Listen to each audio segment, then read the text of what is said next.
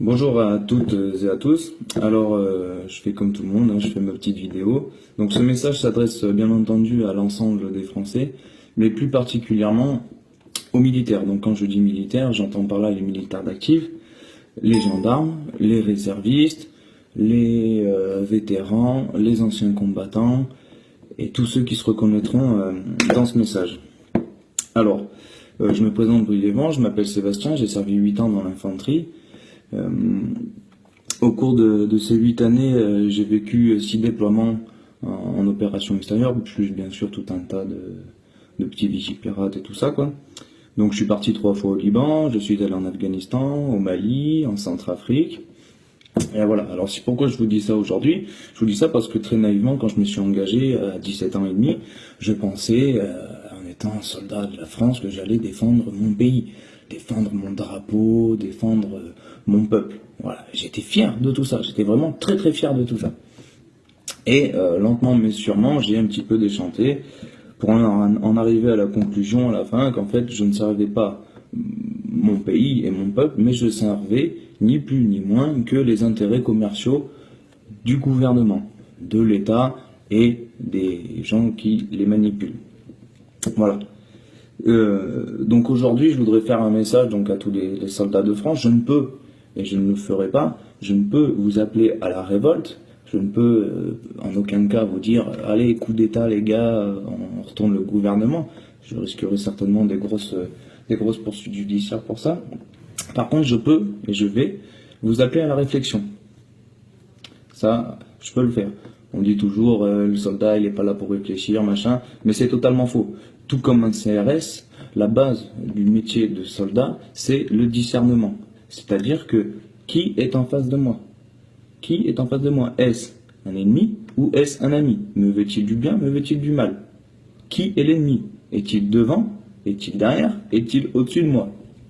Le discernement. Alors voilà.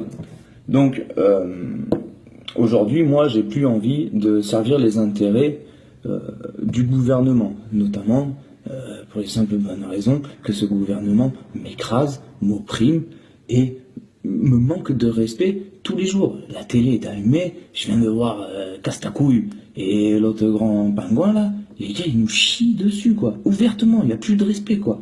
Il n'y a plus de respect, les médias c'est pareil. Donc voilà, moi aujourd'hui je veux servir les intérêts de mon peuple. Alors, je vais faire un petit rappel pour tous les soldats de France et certainement faire découvrir quelque chose aux personnes civiles. Il existe, notamment dans l'armée de terre, ce qu'on appelle le code du soldat. Ce code du soldat, c'est le code d'honneur du soldat. Tout soldat de France se doit de le connaître, de le respecter et de le mettre en application. Il est d'ailleurs stipulé dans ce code que tout soldat se doit de garder un droit de réserve en matière philosophique, politique et religieuse. C'est pour ça que vous ne voyez pas aujourd'hui de vidéos de militaires en train de dire gilets jaunes, on en a marre et tout ça. Voilà, ils ont un droit de réserve, c'est comme ça. Alors, je vais vous lire l'article 1 du Code du soldat. Au service de la France, le soldat lui est entièrement dévoué en tout temps et en tout lieu. Il est bien dit, dans ce premier article, c'est l'article 1, le tout premier, au service de la France. Il n'est pas dit au service des lobbies, des grands patrons qui se gavent en nous faisant crever et qui se gavent sur la sueur du front des Français et sur le sang de nos soldats. Non, c'est écrit au service de la France. Alors, moi, je vais donner mon avis, qui n'engage que moi. Qu'est-ce que c'est pour moi la France? La France, c'est pas des multimilliardaires et le 1% de la population, non. La France, pour moi, c'est le peuple, c'est monsieur et madame tout le monde. Et c'est vous aussi, militaires, c'est nous. N'oubliez pas que ces gens-là, là, les gilets jaunes, c'est vous, c'est moi, c'est vos grands-parents, c'est vos enfants, c'est vos femmes, vos maris, c'est vos familles et vos amis. Alors, il faut vraiment pas oublier ça.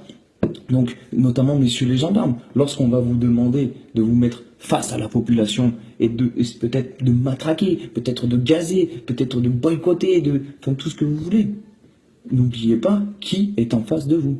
Demandez-vous où est vraiment l'ennemi. Pensez à ça. Je vais vous lire aussi, notamment maintenant, un article de loi.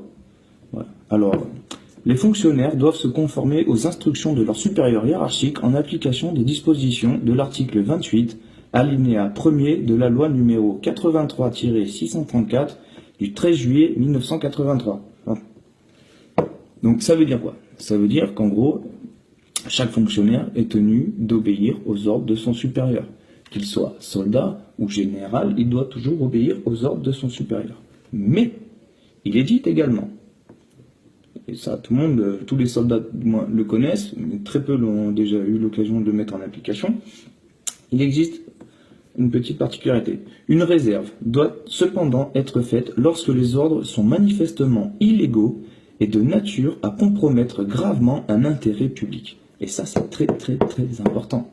Ça veut dire que légalement, vous avez le droit, en tant que militaire, et je ne connais pas les législations de la police et donc des CRS, mais je pense qu'il doit y avoir une loi dans ce même genre, qui vous autorise à refuser un ordre si vous jugez qu'il est illégal ou immoral. Il est dit, je le répète, illégaux, de nature à compromettre gravement un intérêt public. Est-ce qu'on n'est pas en plein dedans, putain?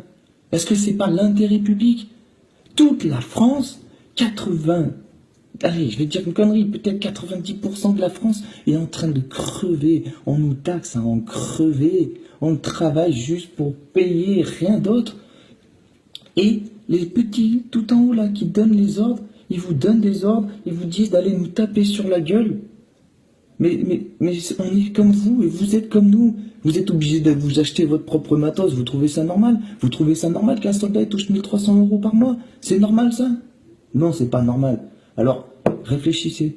Demandez-vous où est réellement l'ennemi. Indignez-vous, putain. Indignez-vous.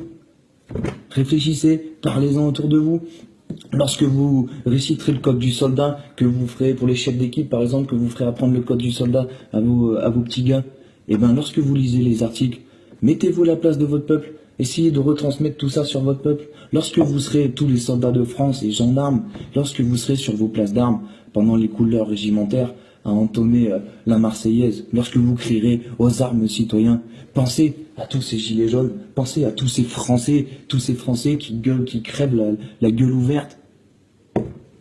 Pensez à tout ça s'il vous plaît et indignez-vous. Et lorsque le jour arrivera, quand on vous demandera de vous mettre face à la population, ça sera le moment de vous mettre face à votre conscience. Voilà, je vous remercie de m'avoir écouté, j'espère que ce message sera retransmis un peu partout.